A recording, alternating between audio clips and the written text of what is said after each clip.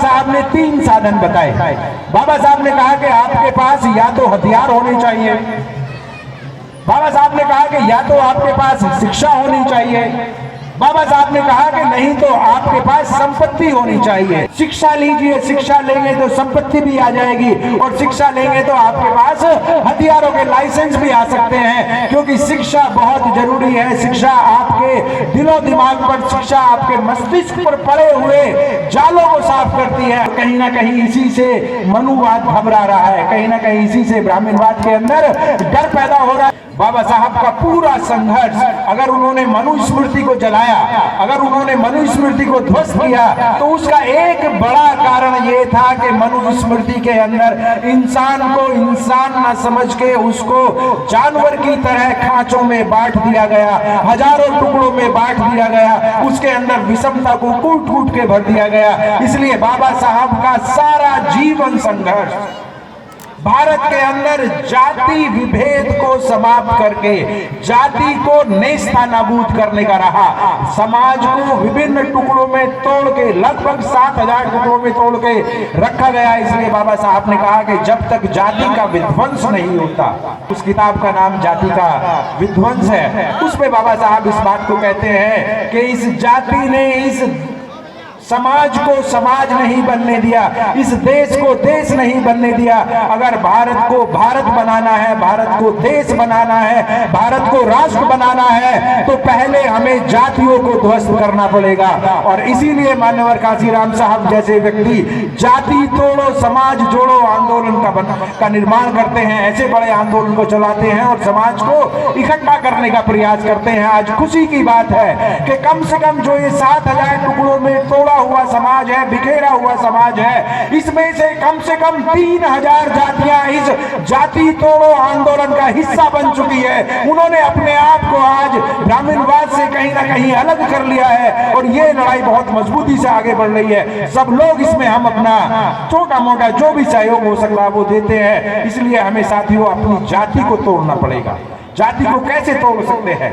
जाति को तोड़ सकते हैं सही को सही कह के, गलत को गलत कह के, अच्छे को अच्छा कह के, बुरे को बुरा कह के, न्याय का पक्ष लेके अन्याय का विरोध करके, विज्ञान का पक्ष लेके अज्ञान का विरोध करके हम साथियों इस जाति को तोड़ सकते हैं। जाति का विभेद एक बड़ी लड़ाई है जो बाबा साहब और हमारे सभी आंदोलनकारियों ने जिसके खिलाफ संघर्ष किया है। बाबा साहब से पहले ज्योतिबा फुले ने इस बात को कहा कि जब तक टुकड़ों में तोड़े हुए समाज के अंदर uniformly united and emotionally integrated बहुजन समाज नहीं बन जाता है, मैं फिर रिपीट करूंगा, uniformly united and emotionally integrated समाज नहीं बन जाता है, भावनात्मक रूप से एक समाज का निर्माण नहीं हो जाता है, चाहे उसमें शूद्र हो, चाहे उसमें अछूत हो, चाहे उसमें भील हो, चाहे उसमें यवन हो, चाहे उसमें कोई भी समाज के साथी हो जिनको जाति के आधार पर तोड़ा गया है, तब तक भारत में भारत का निर्माण नहीं हो सकता है। ये पहली बात है। अगर हम जाति तोड़ो समाज जोड़ो आंदोलन का हिस्सा हैं, तो हम अपने आप को लायक कह सकते हैं, बाबा साहब की लायक संतान कह सकते हैं। हमें इन टुकड़ों में तोड़े हुए समाज को जोड़ना पड़ेगा। लेकिन साथियों ये इतना आसान काम नहीं है। तथागत गौतम बुद्ध से लेकर अब तक ये काम करने का प्रयास किया गया, लेकिन इस प्रयास में सफलता नहीं मिल पाई, अपेक्षित सफलता नहीं मिल पाई। इसके लिए बाबा साहब हमें दूसरी बात बताते हैं कि इसको कैसे तोड़ा जा सकता है। इसको साथियों तोड़ा क्यों नहीं गया अभी तक? इसको अभी तक तोड़ा इसलिए नहीं जा सका क्योंकि जिन लोगों को जाति से फायदा है वो जाति को तोड़ेंगे नहीं, और जिन लोगों को जाति से नुकसान है उनके पास जाति को तोड़ने के साधन नहीं है। बाबा साहब ने 3 साधन बताए। बाबा साहब ने कहा कि आपके पास या तो हथियार होने चाहिए, बाबा साहब ने कहा कि या तो आपके पास शिक्षा होनी चाहिए, बाबा साहब ने कहा कि नहीं तो आपके पास संपत्ति होनी चाहिए, हथियार होने चाहिए, शिक्षा होनी चाहिए या संपत्ति होनी चाहिए। जब तक इन तीनों में से आपके पास कोई एक हथियार नहीं होगा तब तक आप जाति का विध्वंस नहीं कर सकते हैं। इन तीनों हथियारों के ना होने की वजह से या तीनों में से किसी भी एक हथियार के ना होने की वजह से हम जाति व्यवस्था का विध्वंस नहीं कर पा रहे हैं। इसलिए बाबा साहब कहते हैं कि इन तीनों हथियारों में से एक आपको अवश्य लेना चाहिए। और सबसे आसान क्या चीज है? इन तीनों में सबसे आसान क्या चीज है? इन तीनों में सबसे आसान है शिक्षा। शिक्षा लीजिए, शिक्षा लेंगे तो संपत्ति भी आ जाएगी और शिक्षा लेंगे तो आपके पास हथियारों के लाइसेंस भी आ सकते हैं, क्योंकि शिक्षा बहुत जरूरी है। शिक्षा आपके दिलो दिमाग पर, शिक्षा आपके मस्तिष्क पर पड़े हुए जालों को साफ करती है, अंधविश्वास के, अज्ञान के, अयोग्यता के, अक्षमता के जालों को साफ करती है। इसलिए बहुजन समाज ने अपने लिए पिछले 60-70 साल के अंदर सबसे महत्वपूर्ण हथियार को चुना, और वो सबसे महत्वपूर्ण हथियार क्या है? वो सबसे महत्वपूर्ण हथियार है शिक्षा। साथियों, आपको जान के आज गर्व होगा कि भारत के अंदर शेड्यूल कास्ट के इस समय पे सबसे ज्यादा पढ़े लिखे अधिकारी हैं, सबसे ज्यादा पढ़े लिखे कर्मचारी हैं, सबसे ज्यादा पढ़े लिखे उनके प्रोफेसर इस समय पे हैं। ये आपके लिए खबर हो सकती है साथियों, लेकिन सिर्फ शेड्यूल कास्ट, शेड्यूल ट्राइब्स के ही कम से कम देश के अंदर 1 लाख प्रोफेसर इस समय पे काम कर रहे हैं। और इन लोगों ने अपने विश्वविद्यालयों के अंदर, अपने महाविद्यालयों के अंदर इतनी गर्मी पैदा कर दी है, इस तरह की व्यवस्था को पैदा कर दिया है कि जो मनुवादी व्यवस्था थी, जो गैर बराबरी की व्यवस्था थी, जिस व्यवस्था के अंदर व्यक्ति को जातियों के खांचों में बांट के रखा गया था, जो आपको देख के, जिनको आपके कपड़ों से बदबू आती थी, आपको क्लास से जो लोग बाहर कर देते थे, मैं उन शिक्षकों की बात कर रहा हूं जो बाबा साहब से लेके हम सबको झेलना पड़ा है। उन द्रोणाचार्यों की बात कर रहा हूं जिन्होंने हमारे कहीं ना कहीं हमारे रास्ते की रुकावट बनने का प्रयास किया है। आपको जान के खुशी होगी कि आज देश के सभी विश्वविद्यालयों के अंदर कम से कम 1 लाख शेड्यूल कास्ट शिक्षक प्रोफेसर हैं जो बाबा साहब की विचारधारा से, जो बाबा साहब और ज्योतिबा फूले, मान्यवर काशीराम साहब की विचारधारा से प्रभावित होकर एक समता मूलक विचारधारा का प्रचार प्रसार कर रहे हैं। इसीलिए आप कई बार विश्वविद्यालयों में देखते हैं कि हमारे छात्र उत्तेजित हो जाते हैं, हमारे छात्र कई बार प्रदर्शन करते हैं। ये एक बड़ी चीज हो रही है। धीरे धीरे इसके लिए प्रयास किया जा रहा है और कहीं ना कहीं इसी से मनुवाद घबरा रहा है, कहीं ना कहीं इसी से ब्राह्मणवाद के अंदर डर पैदा हो रहा है। क्योंकि अगर इन्होंने अपनी शिक्षा, अपने ज्योतिबा फूले, सावित्रीबाई फूले जैसे लोगों की शिक्षा को बच्चों के दिलो दिमाग में उतार दिया तो ये आने वाले समय में आदर्श नागरिक बनेंगे, आने वाले समय में महान भारतीय बनेंगे और इस देश से जाति व्यवस्था को, मनुवाद को, वर्ण व्यवस्था को ध्वस्त कर देंगे। इसीलिए आज इन लोगों ने, जो मनुवादी लोग हैं, जातिवादी लोग हैं, उन्होंने शिक्षा का प्राइवेटाइजेशन करना शुरू कर दिया है, उच्च शिक्षा को ध्वस्त करने का प्रयास शुरू कर दिया है। लेकिन साथियों, घबराने की जरूरत नहीं है। आज लाखों करोड़ों लोग सड़कों पर, घरों में, गांवों में, अधिकारी ऑफिस में बाबा साहब की विचारधारा को आगे बढ़ा रहे हैं। हम लोगों को स्कूल में नहीं पढ़ाया गया, हम लोगों को कॉलेज में नहीं पढ़ाया गया, हम लोगों को विश्वविद्यालयों में नहीं पढ़ाया गया। इस तरह की बातों को हम लोगों ने आप लोगों से पढ़ा है, हम लोगों ने मान्यवर काशीराम साहब से पढ़ा है। इस तरह के सामाजिक आंदोलनों से पढ़ के हमें यह ज्ञान प्राप्त हुआ है। इसलिए अगर ये विश्वविद्यालयों को बंद भी कर दें, अगर ये विश्वविद्यालयों का व्यवसायीकरण भी कर दें, उसका पूरा प्राइवेटाइजेशन भी कर दें, तब भी आज ये आंदोलन, बहुजन आंदोलन खत्म नहीं होने वाला है, रुकने वाला नहीं है। जिस जगह से हम आए हैं, दुनिया की कोई ताकत अम्बेडकरवाद को पीछे नहीं धकेल सकती है। आप अपना हौसला बनाए रखें, आप अपनी हिम्मत बनाए रखें, अपने बच्चों पर ध्यान रखिए, अपने परिवार पर ध्यान रखिए। जिस तरीके से ये व्यवस्था आगे बढ़ रही है उसमें हमें घबराने की जरूरत नहीं है। तीनों में से एक बात कम से कम आप लोगों के पास जरूर होनी चाहिए। शिक्षा होनी चाहिए, संपत्ति होनी चाहिए और जरूरत पड़ने पर हथियार से भी पीछे हटने की जरूरत नहीं है, वो रहना चाहिए। बहुत छोटा सा उदाहरण दूंगा, बहुत छोटा सा उदाहरण दूंगा। साथियों, आप गली में निकलते हैं, आप गली में निकलते हैं, गली में दूसरी तरफ कोई कुत्ता भौंक रहा है। अगर वो गली में दूसरी तरफ कुत्ता भौंक रहा है और आपके पास कुछ नहीं है तो आपके पैर ठिठक जाते हैं। लेकिन अगर आपके हाथ में एक छोटा सा पत्थर ही आ जाए, या एक 2 फीट की लकड़ी ही आ जाए तो आपके अंदर हिम्मत आ जाती है और आप निकल जाते हैं, कुत्ता साइड में हो जाता है। साथियों, ये बहुत महत्वपूर्ण चीज है, इस चीज का हमें ध्यान रखना पड़ेगा। मुझे उदाहरण एक और ध्यान आ रहा है और मैं जरूर दूंगा उसको 2 मिनट के अंदर। अय्यंकाली का नाम आप लोगों ने सुना होगा। अय्यंकाली सामाजिक कार्यकर्ता थे जो 19वीं शताब्दी में त्रावणकोर में आजकल जिसको केरला कहते हैं वहां पे हुआ था। पुराना समय था, कई बार हमें रास्तों पे नहीं चलने दिया जाता था, तो उन्होंने एक दिन घोषणा कर दी, अय्यंकाली ने यह घोषणा कर दी कि मुझे सुबह इस रास्ते से निकलना है और कोई रोक नहीं सकता। उन्होंने दिन मुकर्रर किया कि उस दिन हम इस रास्ते से निकलेंगे। हाहाकार मच गया समाज में। हमारे भी बहुत सारे बुजुर्ग डरने लगे कि भाई क्या होगा, मारपीट हो जाएगी, ये हो जाएगा, वो हो जाएगा। अय्यंकाली ने शाम को मीटिंग बुलाई सभी लोगों की, सुबह वहां पे तैयारी करनी थी। मीटिंग हुई, पंचायत हुई। पंचायत में बुजुर्ग जो है वो कहने लगे कि भाई तुम हमारी सबकी पिटाई करवाओगे, हमें नहीं जाना वहां पे। अय्यंकाली ने कहा कि डरो मत, ठीक है आपको पिटने का डर है कि भाई उस रास्ते पे जाएंगे तो जातिवादी लोग हमारा सर फोड़ देंगे। कहते ठीक है कोई बात नहीं है, लेकिन मेरी एक छोटी सी बात मान लीजिए। कहते क्या बात मान लीजिए कि मुझे 25 नौजवान, 6-7 फीट के नौजवान चाहिए, 25 लड़के चाहिए जवान, और उनके हाथ में 7 फीट की लाठी होनी चाहिए। जब हम वो रास्ता क्रॉस करने के लिए जाएं और सामने हमारे विरोधी खड़े हुए हो तो 200 फीट की दूरी से, जब वो 200 फीट की दूरी पे हो तो हमारे ये 25 साथी अपनी लाठी फेंक के भाग जाएं। इसमें तो कोई खतरा नहीं है, 25 फीट से तो हम आसानी से भाग जाएंगे, 200 फीट से तो आसानी से भाग जाएंगे। कहते हैं इसमें कोई खतरा नहीं है, हम 200 फीट दूर से ही भाग जाएंगे। कहते ठीक है सुबह की तैयारी करो। सुबह 25 नौजवानों को लेके 7 फीट की लाठी लेके सर पे साफा बांध के अय्यंकाली उन्हें अपने साथ लेके खड़े होते हैं। उधर हजारों लोगों का हुजूम खड़ा होता है जो उनको रोकने के लिए तैयार खड़ा हुआ है। लेकिन जैसे ही 7 फुट की लाठी लेके या आगे बढ़ते हैं, उस हजारों के हुजूम में आपस में खलबली सी होने लगती है कि भाई ये 25-7 फुट की लाठी लेके नौजवान आगे आगे आ रहे हैं, क्या होने वाला है।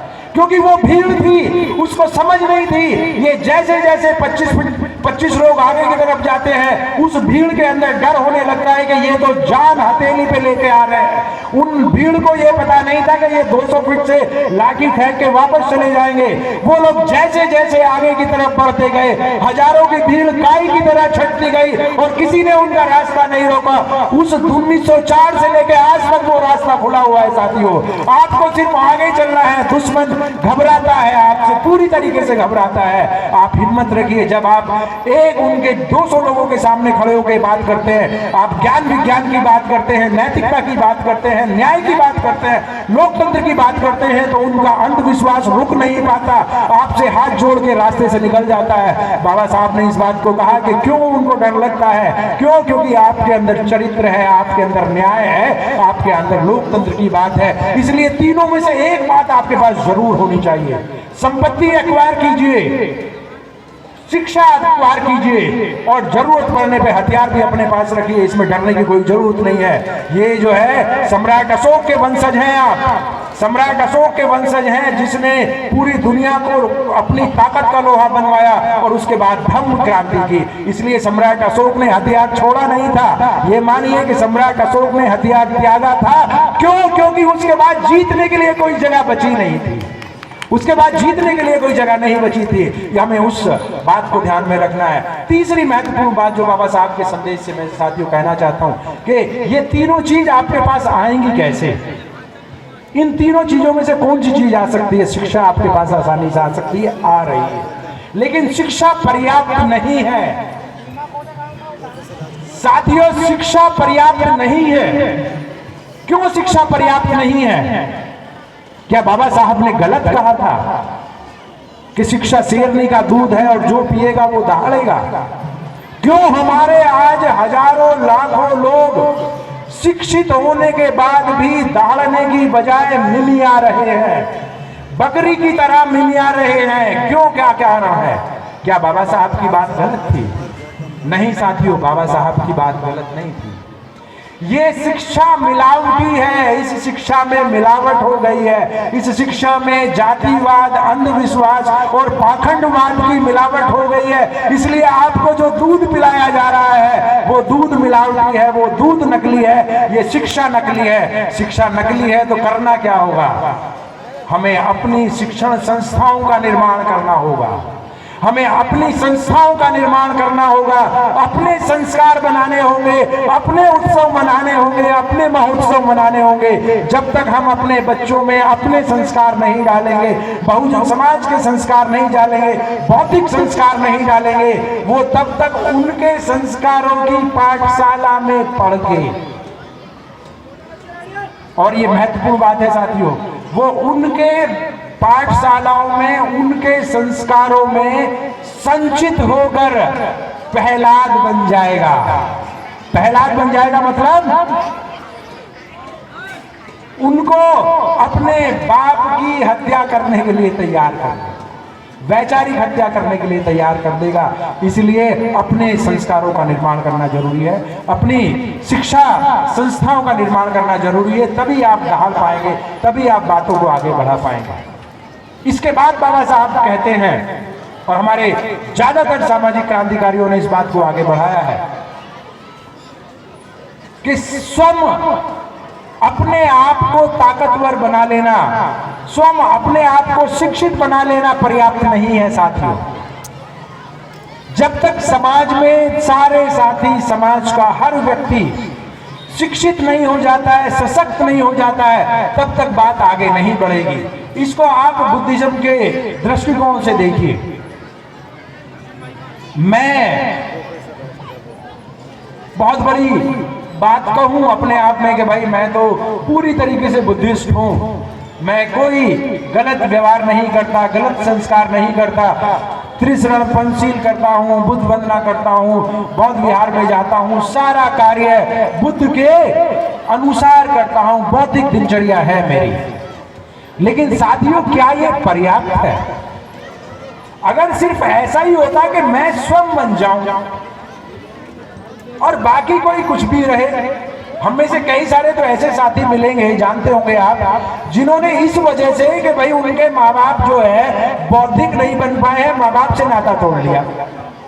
क्यों? क्योंकि ये मेरे हिसाब से कार्य नहीं कर रहे, बौद्धिक परंपरा से कार्य नहीं। भाई ये तो बहुत ही स्वार्थी और बहुत छोटी सी बात हो गई। अगर ऐसा रहता तो तथागत को समझ में आ गया था रास्ता, वो बाकी लोगों को क्यों बताते, अपने आप उस काम को व्यवहार में लाते रहते।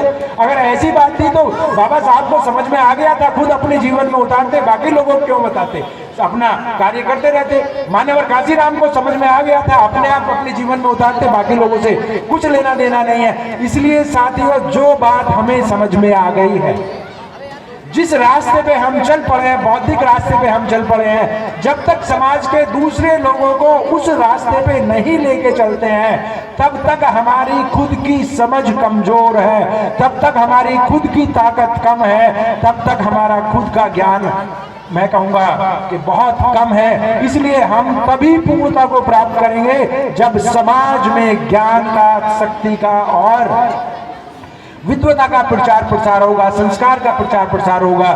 ये कैसे संभव है? बाबा साहब ने इसके लिए भी रास्ता बताया। बाबा साहब ने इसके लिए कहा कि हमें भारत को प्रबुद्ध भारत बनाना होगा। और साथियों, जब हम कहते हैं कि भारत को प्रबुद्ध भारत बनाना होगा, तो इसका क्या मतलब है? इसका सीधा सा मतलब है, प्रबुद्ध भारत बनने का मतलब ये नहीं है साथियों कि यहाँ पे अभी भी आप देखिए हमारा तिरंगा है, यहाँ पे था अभी कुछ देर पहले, उसके अंदर हमारा धम्म चक्र है, अशोक का चक्र है, अशोक की लाट है, और ऐसे आपको सैकड़ों प्रतीक चिन्ह मिल जाएंगे जो बौद्ध परंपरा से हैं और राष्ट्र के प्रतीक चिन्ह हैं वो। तो क्या इससे प्रबुद्ध भारत बन जाएगा? साथियों, इससे प्रबुद्ध भारत नहीं बनेगा। एक ही पैमाना है। क्या पैमाना है प्रबुद्ध भारत बनने का?